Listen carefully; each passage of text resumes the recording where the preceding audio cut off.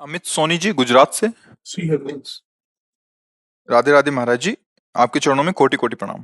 महाराज जी, आंतरिक कुसंग, आंतरिक वासना और अहंकार उपासना में बहुत बाधक तत्व है। इनसे बचकर एक संसारी कैसे भजन करे?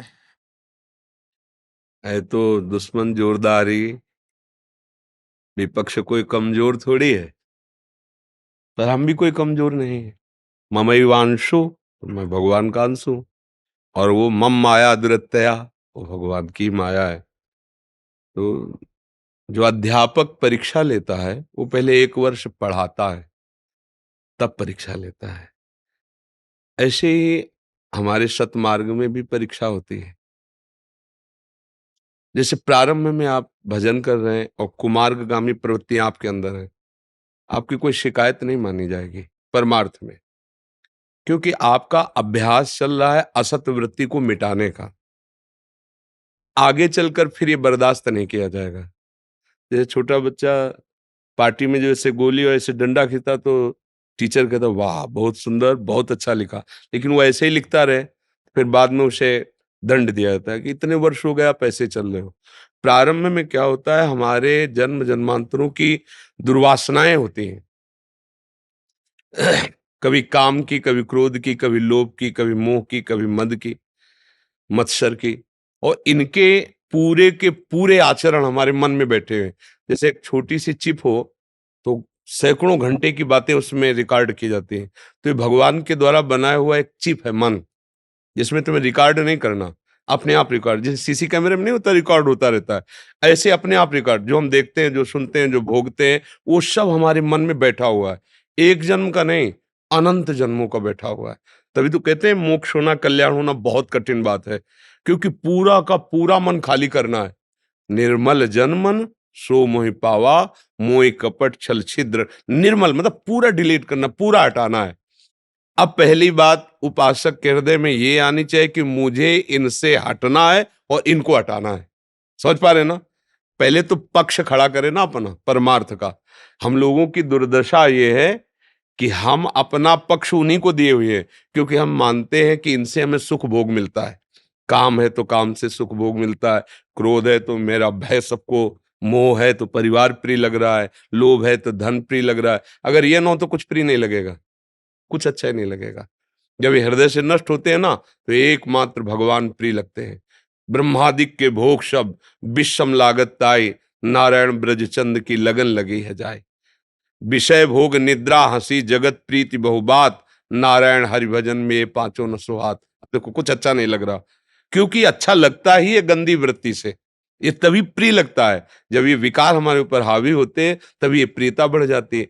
अब हम पहले दो पक्ष करें, हमारा अध्यात्म पक्ष और ये माया का पक्ष। अभी तो हम पक्ष ही नहीं किए, अभी तो उसी में मिले हुए हैं। मेरा मन कह रहा है ये खाने का, आज मैं खाऊंगा जरूर। मेरा मन कह रहा है भोगने का, तो आप उसी के पक्ष में है ना। अब जब विपक्ष खड़ा किया ऐसे भक्ति का कि ये धर्मयुक्त है, नहीं तो नहीं करना, ये धर्मयुक्त है, हाँ तो समय से हम इसे स्वीकार कर लेंगे। धर्मयुक्त विषयों का सेवन और अधर्मयुक्त विषयों का त्याग करने की हिम्मत, ये नाम जप और सत्संग से आती है। अगर केवल सत्संग सुन रहे हैं तो आपको बौद्धिक ज्ञान हो जाएगा, दूसरे को सुना सकते हैं, पर आप में क्षमता नहीं रहेगी। क्षमता आएगी भजन से। साधन को हरि भजन है, कै सत्संग सहाय। जितना आप भजन करोगे आप में बल आएगा, नहीं करना नहीं करना, ये बल आएगा। अब धीरे धीरे धीरे धीरे जब और अध्यात्म का बल आगे बढ़ता है, तो वो इनको बिल्कुल अलग देखता है और कोई भी प्रभाव सीधे उसके ऊपर नहीं पड़ता है। अब वो विजय की स्थिति पर पहुंचता चला जाता है, और एक समय ऐसा आता है कि इनका स्फुरण भी बंद हो जाता है। हृदय एकदम निर्मल शांत और भगवदानंद से युक्त। तो हमें सत्संग सुनते रहना चाहिए और इनको विपक्षी मानना चाहिए। विपक्षी मानना बहुत बड़े विजय का सूचक है। इनको हम लोग विपक्ष मान ही नहीं रहे। अधर्माचरण पापाचरण से जैसे भी मिले मुझे सुख भोगना है, अभी हम उसी पक्ष में हो गए, तो कैसे हमारा मंगल होगा? पहले हम उसे विपक्ष में देखें।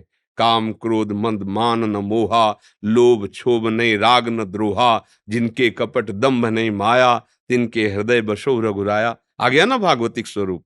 तो इसलिए हमें बहुत सावधानी पूर्वक, फिसलन हो सकती है, ये ऐसा मार्ग बड़े बड़ों से फिसलन हो जाती है। कोई ऐसे करके नहीं निकल पाया।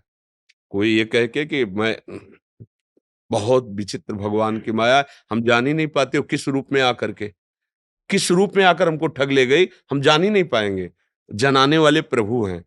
जब उनकी शरण में होते, मामे वे प्रपद्यन्ते तो माया में ताम तरन्ति थे। प्रभु की शरण होकर प्रभु का नाम जप करते हुए धर्मयुक्त विषयों का भोग भोगे, अधर्म का त्याग कर दे तो फिर इन पर विजय प्राप्त हो जाएगी। नहीं, ये सारा खेल अंदर ही होता है। बाहर तो क्रियाएं होती हैं, अंदर ही सारा खेल होता है। पाप जब बन जाता है तो हृदय जलता रहता है। पाप जब बन जाता है, कोई भले न जाने हृदय भयभीत रहता है, विषाद युक्त रहता है, हर एक व्यक्ति पर संशय होने लगता है। मतलब ऐसी दुर्दशा उसके अंदर हो जाती है। बाहर दंड तो एक अलग विधान है, लेकिन जो पाप हो जाता है, अधर्म हो जाता है, वो अंदर ही अंदर अंदर खोखला कर देता है। बस सावधान रहो, कोई पाप न बनने पावे, कोई अधर्म न बनने पावे। और इसके लिए हमें शुद्ध प्रकाश चाहिए, ज्ञान का। नहीं, हम जान ही नहीं पाएंगे मैं क्या कर रहा हूं। वो है सत्संग और भजन। बिल्कुल, कोई भी हो, कहीं भी हो, सत्संग और भजन दोनों साथ साथ चलाते रहना चाहिए और भूल कर पाप नहीं करना चाहिए। सुख नहीं है, आप सच्ची मानो, हृदय से कह रहा हूं। केवल भ्रम से माया हमको फंसा के और ऐसी जगह खड़ा कर देती जहां कोई निर्णय नहीं निकलता। केवल जलन, केवल भय, केवल विषाद, केवल दुख, पछतावा। और ये होता है आप क्या करें, अब आत्मबल रह नहीं जाता, फिर वो पूरा जीवन व्यर्थ हो जाता है। इसलिए बहुत सावधान, बहुत सावधान। एक एक कदम फिसलन वाला है। अब जो नहीं समझ पाते, जब परिणाम आता है तो बहुत बड़ी हानि होती है। अब उस समय संभल पाने का मन पछते है, अवसर बीते, अब संभलने का समय नहीं रहा, अब तो दंड भोगने का समय आ गया। अब वो संभल नहीं पाता है और सबको पछतावा होता है। और पाप कर्म करने के समय ये विपक्ष इतना उत्साह देता है अंदर में, कहीं कुछ नहीं, सब ठीक हो जाए। अरे कुछ नहीं, भोगो यार ना।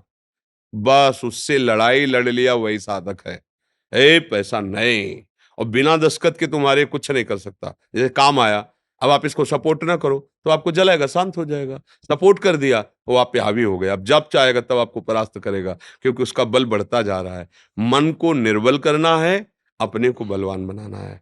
संसारी पुरुष मन को बलवान बनाता है और खुद उसका गुलाम बनता चला जाता है। जैसा मन कहता है वैसे ही कर, और ये बहुत ऊंचाई से गिरा देता है, बहुत ऊंचाई से। मतलब ये छोटी मोटी ताकत नहीं है।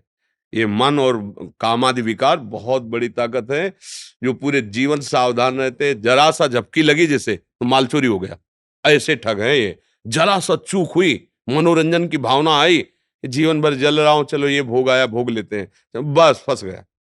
बाहरी सुख की तरफ जरा सा लालच हुआ कि वर्षों की कमाई मिनट में गंवाई। ये बहुत खतरनाक खेल माया रचती है। इसलिए राधा राधा राधा और सत्संग सुनो और डरते रहो कि कोई पापाचरण ना हो जाए। सच्ची कहते, पापाचरण बाहरी दंड तो जो मिलता है मिलता है, हृदय जलता रहता है। अब बाहर से सब सुविधाएं, हृदय जल रहा है तो क्या शांति है। हृदय शीतल है, बाहर से असुविधाएं हैं तो कोई परेशानी नहीं है। हम लोग बाहर की सुविधा उसके लिए अधर्माचरण कर देते हैं, ये बहुत बड़ी भूल है। हिंसा, चोरी, व्यभिचार, अधर्माचरण से कभी किसी को सुख नहीं मिला, ना मिलेगा। बाद में पछतावा तो कुछ नहीं, बस ऐसे यार मैंने ऐसा क्यों कर दिया, ऐसा बस। अब कोई उत्तर नहीं, अब तो भोगो, क्योंकि बीज बो गया, अब वो वृक्ष रूप में अब भगवान ही बचा सकते हैं।